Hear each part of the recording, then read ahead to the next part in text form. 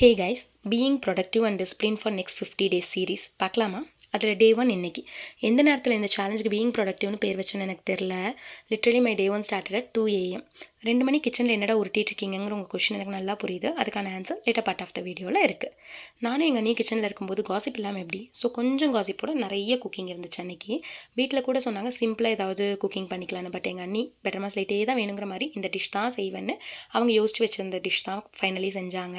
அப்புறம் எங்களோட குக்கிங்லாம் ஓரளவுக்கு முடிஞ்சோடனே அம்மாச்சி போய் எழுப்பி விட்டாச்சு. பிகாஸ் இட்லி ஊற்றுறது இடியாப்பம் வைக்கிறதுலாம் அவங்களோட டிபார்ட்மெண்ட். ஏன்னா நாங்கள் இன்னும் அந்தளவுக்கு எங்கள் குக்கிங் ஸ்கில்ஸை வளர்த்துக்கல.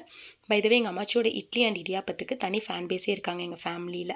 அவங்க இடியாப்பம் ஊற்றிட்டு எல்லாம் முடித்தோடனே நாங்கள் எங்களோட நெக்ஸ்ட் ஒர்க் பார்க்க ஆரம்பிச்சிட்டோம். தட் இஸ் கடைசி நேரத்தில் தாளிச்சு கொட்டுறது அந்த மாதிரி ஒர்க்லாம் முடிச்சுட்டு இருக்கும்போதே அம்மா அப்பா சொல்ல ஆரம்பிச்சோம், லேட்டாச்சு கிளம்புங்க. பட் நாங்கள் யாரும் கிளம்பாதனால அவங்க 2 பேரும் நாங்கள் கிளம்புறோன்னு கிளம்பி போயிட்டாங்க. எங்கன்னு பார்த்தீங்கன்னா, by seeing this only you might get to know, நாங்கள் புது வீட்டுக்கு புது ரெண்டல் ஹவுஸ்க்கு பால் காய்ச்சினோம் அன்னைக்கு.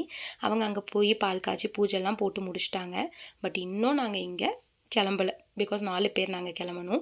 நாங்கள் எல்லா குக்கிங்லாம் முடிச்சுட்டு அப்புறம் நாங்கள் கிளம்பிட்டு எங்கள் அப்பாவுக்கு கால் பண்ணோம், இந்த மாதிரி கிளம்பிட்டோம் அப்படி சொல்லிட்டு. அதுக்குள்ளே அவங்க அங்கே பூஜை போடுற வேலை இன்னும் கொஞ்சம் பேலன்ஸ் இருந்தாலும் அதெல்லாம் முடிச்சுட்டு அதுக்கப்புறம் எங்கள் அப்பா எங்களை பிக் பண்ணிக்கிட்டாங்க. நாங்கள் எங்கள் ஃபுட்டெல்லாம் எடுத்துகிட்டு எங்கள் நியூ ஹவுஸ்க்கு போயாச்சு.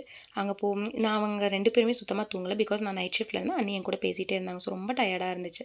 ஆனால் அங்கே வந்தவங்களாம் சாப்பிட்டு டிஷ் நல்லா இருக்குன்னு சொல்லும்போது டயர்டில் எங்கே போச்சுன்னே தெரில. இன்னும் 1 மணி நேரம் கூட முடிச்சுன்னு செஞ்சுருக்கலாம் போலே அப்படி தான் தோணுச்சு.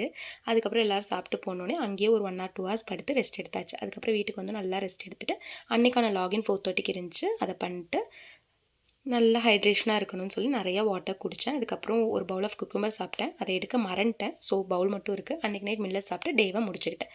Until see you guys again. டாட்டா, bye bye, see you.